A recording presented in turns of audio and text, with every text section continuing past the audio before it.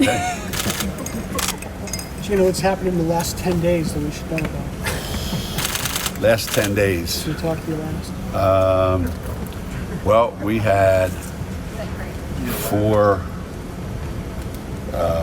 tremendous practices. I mean, probably as good as any practices that we've had, in a long time, given the first 4 days. We had Saturday and Sunday off, and Monday was one of the worst practices I've ever seen. So that brings you back to reality. Tuesday was really good. Wednesday was off. Thursday was really good. And today was pretty good. So all in all, I think our practices have been going pretty well.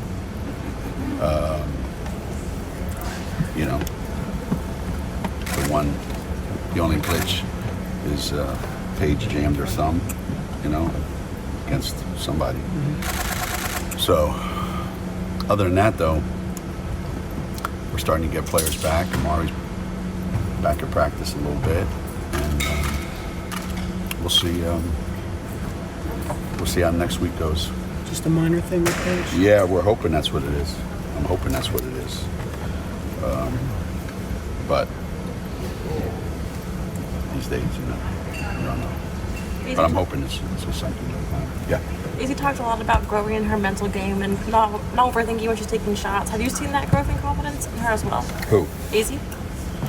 Yeah, I think if you talk to Izzy, she'll tell you that she overthinks things, maybe more than the normal person would. She's very conscientious of everything, and we're trying to get her to just play free and clear. Don't worry about, trying to be perfect. She wants everything to be, 100% every time. But that's starting to go away little by little. She's not a natural risk taker, which maybe is good because Paige and Nika take so many risks that we probably need a steady person out there. But yeah, we need her to, and that's the word of practice every day. Anytime she passes up an open shot, I get really upset about it. But she's adding more to her game than just catch and shoot, catch and shoot, catch and shoot. So I bet you she's gotten to the basket and finished in the lane more, and these few practices than maybe she did all of last season. Geno, how much do you when the girls enjoy these public events? I mean, this is always a fun night for the fans. Yeah, it's a fun night for them as well. They get a kick out of performing, and this is just a performance for them. They get to act silly, and they get to experience the adulation of the crowd. None of them are going to miss any shots tonight. None of them are going to foul out. So there's nothing crazy going to happen that would get them in a different space other than they're going to love every minute of it. It's Friday the 13th. Does that add anything to tonight? Friday the 13th. Yeah, I hope not.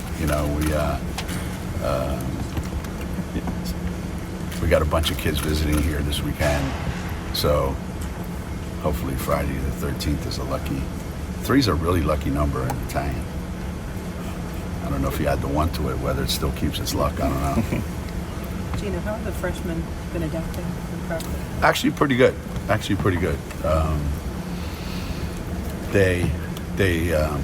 They've all shown what their strengths can be. Sometimes with freshmen, all you get is the bad stuff early on, and you never get to see what their good stuff is. But all 3 of them, maybe because we went to Europe, so we got a chance to see it. But all 3 of them are trying to play to their strengths, and all 3 of them are going to, if you base it on what's happened in Europe and what's happened, in the practices that we've had, if we had a game tomorrow, all 3 of them would play and play significant minutes. So that's a positive. You just gotta wait it out, with freshmen. I keep telling myself when I see them right now, this is the worst they're ever going to be. they're only going to keep getting better and better and better. So that's, that's the thing that we hold on to every day. Coach, what does tonight mean for you as a coach? Do you kind of just sit back and enjoy the show? This is a necessary exercise that I have to. Oh, I'm sorry, that I have to perform. Luckily, there's nothing for me to do, because I don't know what I would do anyway. They walk in your office, Coach. What's your entrance song going to be? I go, what the hell are we talking about? Like, what am I, Mariano Rivera? And I need a song, when I come out of the bullpen, they got to play a song for me. I said, I have no idea what the hell you're talking about. So I told them, play whatever you want. So I don't know. Did you ask the players to pick one for me? No, it's your song from 2 years ago. Oh, my song from a few years ago. There you go. That's all I know about it. So for me, it's just fun watching them be fun, watching them be silly. I get a kick out of it. I still do. Have you been on the new floor there yet? I have not. No. I have not. I've only seen it from afar, but I've not been on it. It's crazy to think that the same floor was there for 30 some years. You alluded to it last time, but you see the basketball capital of the world out there. I mean, is that something that you maybe a little sheepish about, or you think it's the right thing to do? Well, we have it here, so we tried to replicate the exact court that we have over there here. Okay. So if you notice, we took, some of the coloring, the two-tone away. We tried to clean up the court. So I think that was one thing we talked with the guys about. We were all in agreement about that. We just wanted to clean it up. Then that decision was made when we said, what differentiates us from other schools? And I think that's the biggest differentiator right there. And if we're serious about it, then let's put it on the court so that, since every game is televised, make sure people see that every time they turn it on. What are people going to argue about it? Somebody going to start a campaign saying, no, you're not, we are. I mean, it is what it is. I mean, that's what our fans say. That's what we always say. So if you're going to say it, then do it. So we did it. And if people don't like it, I'll give you Luke Murray's cell phone number. You can call him. Geno, do you remember He was adamant about it. Well, actually, we all were adamant about it. Do you remember the origins of it? I don't know if it was a student section thing. I think it might have been. I think it might have come from the students. I think that's the first time I heard it, and it just kind of stuck. And it was probably around the time when we both won championships. And we've done something no other school's ever done. And we've done it twice, where the men and women both won a national championship the same year. So, we have a reason to brag about it, because it's true, and we're not being arrogant about it. We're just telling the truth. You ever look back on that achievement and say, man, that's, did we really do that? I just, it's funny you asked that, Dom. I just said this the other day to somebody, that if you said, I don't know, maybe Jim feels the same way because he was here a long time. If somebody says, okay, listen, go back to 1985 for me and 1986 for him and do it all over again, you would go, it can't be done. It's not possible. But it did happen. And, if you'd asked me then, do you envision this ever happening? I would say, you're crazy. I hope we finish in the top 4 in the Big East. And then let's call it a day. The goals were so modest back then that this could never have been imagined. Not in a million years. Not what we've done here, not this building, not, the fan base, none of that. None of that. It's just one of the most improbable things that I've ever been a part of. And the fact that it's both programs, kind of simultaneously doing it. Again, it's unique, unlike any other place in the country. What do you particularly like about this team this year? What do I like about this team? Or what don't? You know, we're bringing officials. You know, we have officials come to every practice now. So we're really good at travel, illegal screens, putting our hands on people, and the refs blow the whistle, and these guys are shocked. And now that they're realizing there's some things that we do that really piss me off, and they think it's just my opinion. And now that the officials are here, they're starting to understand. So I don't like some of the things that we do to hurt ourselves. And again, it's early in practice, and I want to make sure that that stuff gets cleaned up. But we're playing a lot faster, we're playing a lot quicker, a lot more shots are going in. You know, obviously, you know, we've got more players out here available to us than we did last year. And they work really, really, really hard. You know, there's a pretty good chemistry. The young guys have fit in pretty well, but at the same time, you know, you take the 3 freshmen and Ice, that's 4, and Paige, that's 5 guys that didn't play last year. So a lot of learning taking place. Some of it looks amazing, and some of it looks not so amazing. Kind of on that same note, you said last week you wanted Nika to be 20% better than she was last year and this year. Yeah. What does that look like to you? Today she was 40% better. So today she might have had her best practice of the year today. She was 40% better today, which makes up for the fact that she was 20% worse last week. But today, if she has practices like she had today on a consistent basis for the rest of the year, then that's a whole new level of Nika. So I was really proud of her today. What did she do during the practice that impressed you? She controlled what we were doing. You know, everything that everybody loves about Nika, including me, are the things that we're trying really, really hard to get her to harness, you know, because as she goes, so is our team going to go, and I need her to have complete control of it. And she was really, really good at that today. And she was really conscientious of which shots she took, and she made more shots today than she's made in a long time. So I think the comfort level that she has right now, the confidence that she has, is probably the highest it's ever been since she's been here. How do you envision Nika and Paige playing together? Do you envision that, or how do you envision that? I envision their conversations going like this.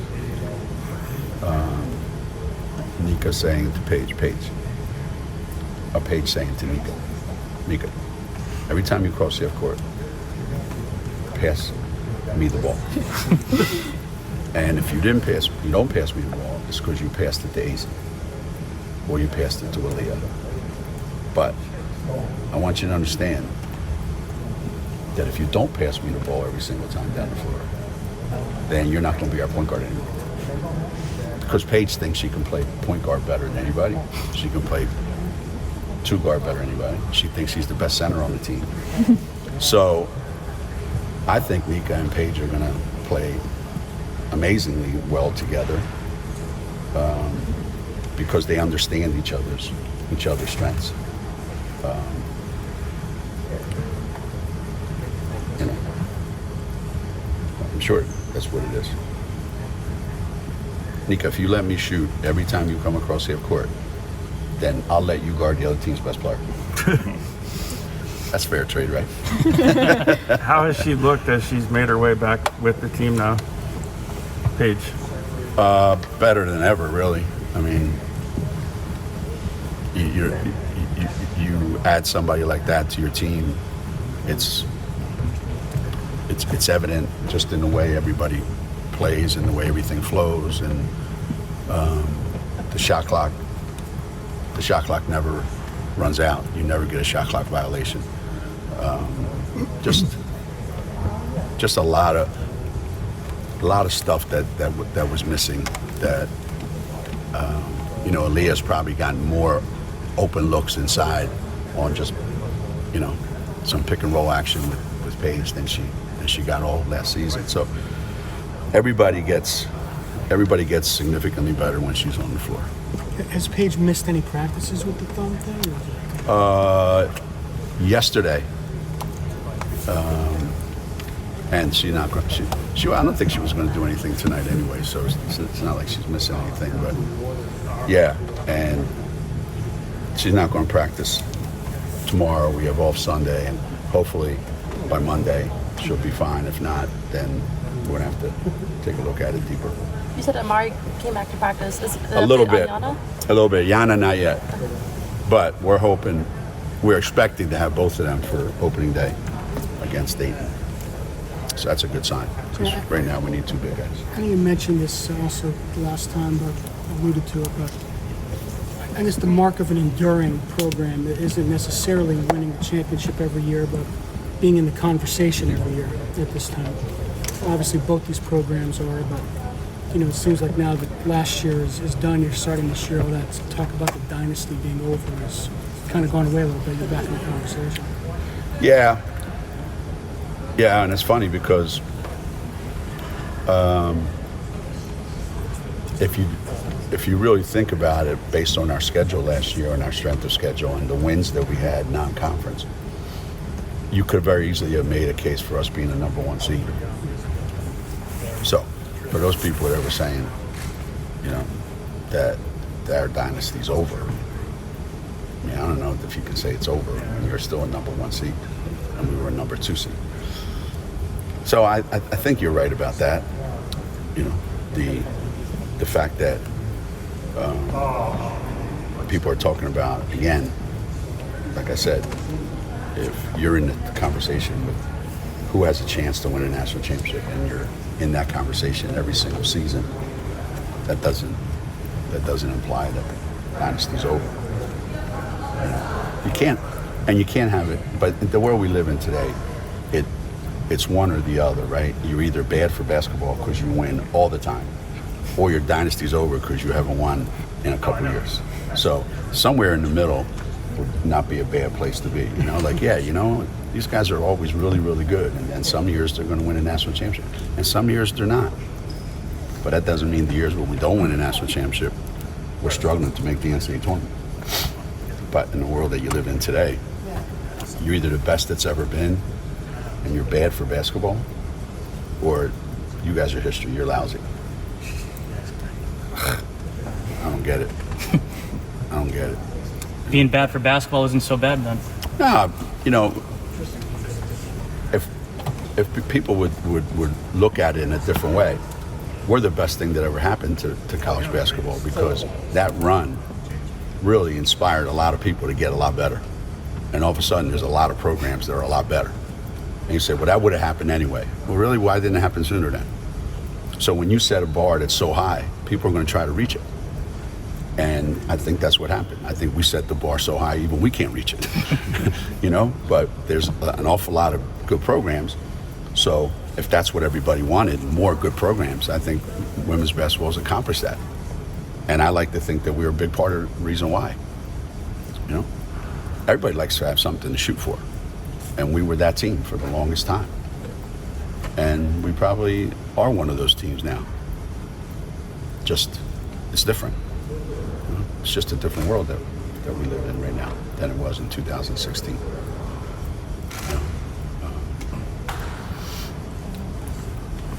But we're not going anywhere anytime soon. Seems like that UConn-Tennessee rivalry, which you and Pat all those years back. It's amazing to think how long ago that was. Yeah, it kind of is, huh? Nick and I were talking today about the origins of that rivalry and what it became. And again, nothing lasts forever, But while it lasted, it was as good as anything that's ever been. When people are doing specials and they're saying that there were great rivalries in sports, and they mentioned Yankees, Red Sox, and Cowboys and the Steelers, and Lakers, Celtics, and Duke, North Carolina, Alabama, Auburn, you name it. And then right there in the middle, they go UConn, Tennessee, women's basketball. That's pretty damn good. So it was the best ever. And unfortunately, it's not that. right now. But that doesn't mean there won't be another one down the road. Gina Page's thumb, which one is it? Left. Yeah, left thumb. That's not her shoe. So she's still out here shooting it up and doing Page things. Is that her shoe? Can't get rid of her. Or not? No. It's her left hand, yeah. Non-shooting hand. Coach, if you had to pick a walk-up song, what would it be? If I knew, I would have given him one. I would have given him one if I knew one. Huh? How about Funiculi Funicula? Funiculi, funicula. Yeah. That's a good one. Little Yeah, Sinatra. Nobody would. I mean, I can't, believe me. Some of the conversations in my office you wouldn't believe. So I don't know. I wouldn't pick one. I'm not. But you know, one song that I've always admired. And I had a chance to see it live, was when I went to go see Bob Seger and he sang Turn the Page. And I remember thinking to myself, you know, when that song came out, I was in high school maybe, and I thought, man, I wonder what it's like to live a life like that, where every day you have to be on stage. And sometimes I feel like all these years, you know, they